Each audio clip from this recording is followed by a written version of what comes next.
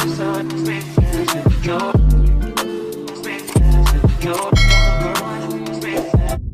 guys, my name is Mari and welcome back to my channel, or welcome if you're new here. Today's video is going to be all about removing my Tipex acrylic nail tips. I've had this on for about 2 weeks and this thumbnail has popped off. And this thumbnail popped off already, so you can see kind of like the marks on it, but the rest of my nails need to go. Some of them are lifting a little tiny bit. I'm not going to put too much pressure because that can actually rip off on your natural nail and damage your natural nails. So we're gonna get straight into taking all of these nails off. This is the nails that I use, the Tipex Instant Apex acrylic nail tips, and they're pretty sturdy and strong. The nail glue is the one that actually comes with the system, and I still have mixed feelings about this, but so far it has lasted me a little bit longer this time. Now I'm gonna use this cuticle clipper to kind of remove all of my rhinestones, and the way I like to do that is to use the sharp tip to kind of scoop up into the rhinestone glue and lift off the stones while applying pressure. So you're kind of digging into the rhinestone glue, not too harshly, just a little gentle, to get the glue lifted, and then raise it a little bit just so you can lift up the stone. Now, just a quick disclaimer, I am not a professional. I just do my nails at home. So this is the reason why I haven't done a nail remover video, because I feel like a lot of people will comment or think that this is professional. I am not a professional. I do my research. I see what is the most proper way to remove them, and this is how I remove my nails. I did get one of the bee nail charms off, but they're so deeply embedded that I definitely wanted to take that one off and it wasn't coming off, but this rhinestone did come off easily. You can see some of the glue lifted, some of the polish lifted. That's okay. So I'm gonna go in, I'm gonna clip all my nails down. Now this is optional. If you're trying to remove your nails and do a fresh set, like complete fresh set, then this is what you should be doing. And don't be alarmed if you see that you clip it down and it is thicker in the middle of the nail. That's totally normal. That is where your apex is, and that's where the gel and everything is built up there. It makes for a more sturdier and bigger and more durable nail. Another thing I want to mention is that personally for me, this removal process takes about 30 to 45 minutes or even up to an hour, depending on how much top coat I have, how many rhinestones I have, what design I have.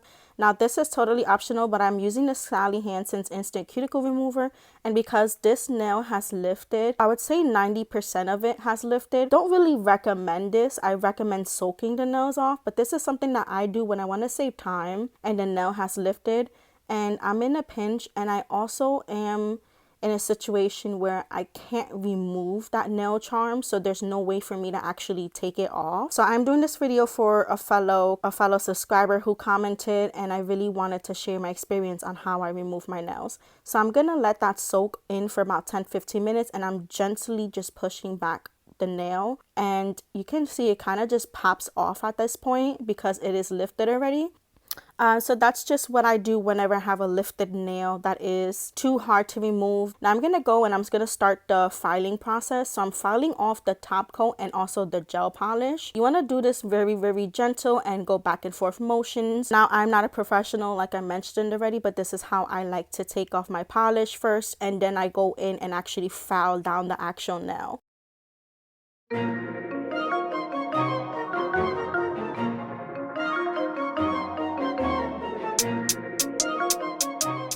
So just another thing that I like to do is use my pinky nail to support my finger and use the actual finger to move around while I'm using my other hand to go back and forth motions.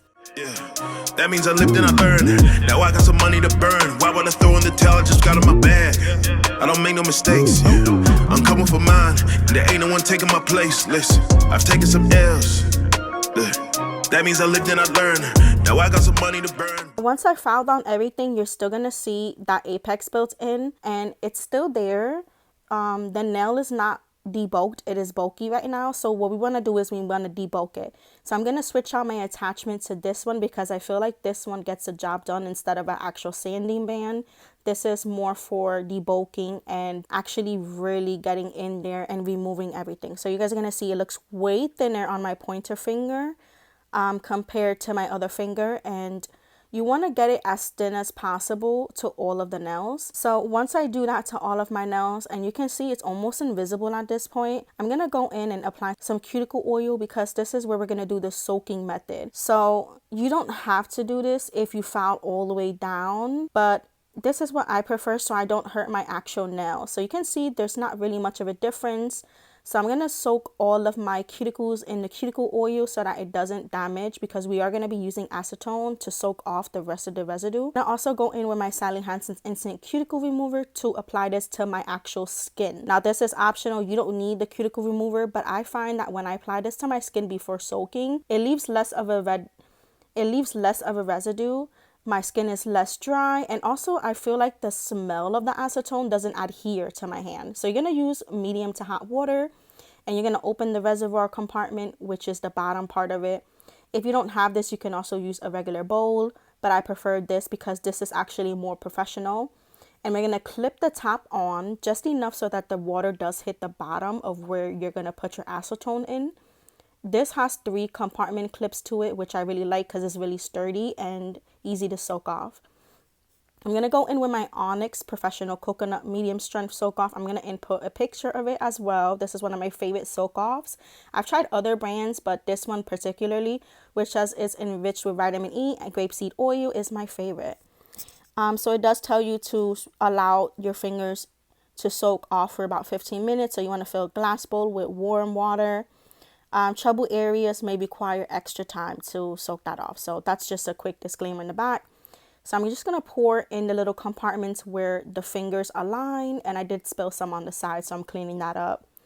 I'm also going to go in with the cuticle wooden stick because you want to make sure that once you're done soaking off, you go around gently and lift off the excess. So I'm going to dip my fingers into the corresponding compartments, and we're just going to let the timer go for about 15 minutes. Taking some L's. Yeah. Now, once that's soaked off, it's almost going to turn into a jelly consistency. These nail tips are acrylic, and even with Gel-X nail tips, they soak off into a jelly consistency. So you want to make sure you lift it very gentle. Don't apply too much pressure. And it's natural to see any white cast or any of that like dryness because that's the acetone. So this is what it looks like. Normally, I let it soak off for a little bit longer, which is going to be like a complete type of jelly texture. Now with the pointer finger, it did take a little bit extra, so I'm going back in for another 5 minutes. And then I'm going to go back in and remove that very gently. I'm going to wash my hands, and this is how it looks. So it is normal when you're soaking off your nails to have a little tiny bit of residue on your skin or even on your actual nails. If you're going in with another full set, then you can just go buff that off. But for me personally, I don't care.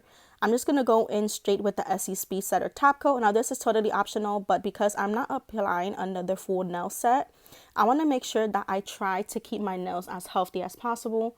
And this is totally optional, but this is what I prefer. So I'm going to go in with all my nails. I'm going to use this. Now, the reason why I use this top coat in particular is because it is a regular top coat. It is not gel, so it does dry fast. In my opinion, this is one of the fast drying top coats. It does have a smell to it because it is a regular top coat, but this is just what I use in between my nail application. And it also makes my nails sturdy and look very strong and glossy. So like I said, it's okay to have some residue on your skin. When you wash your hands with warm water and even brush your skin off, that all will come off. So guys, if you like this video, please give me 2 thumbs up, like, comment, and subscribe. And I'll see you guys in my next one. Bye.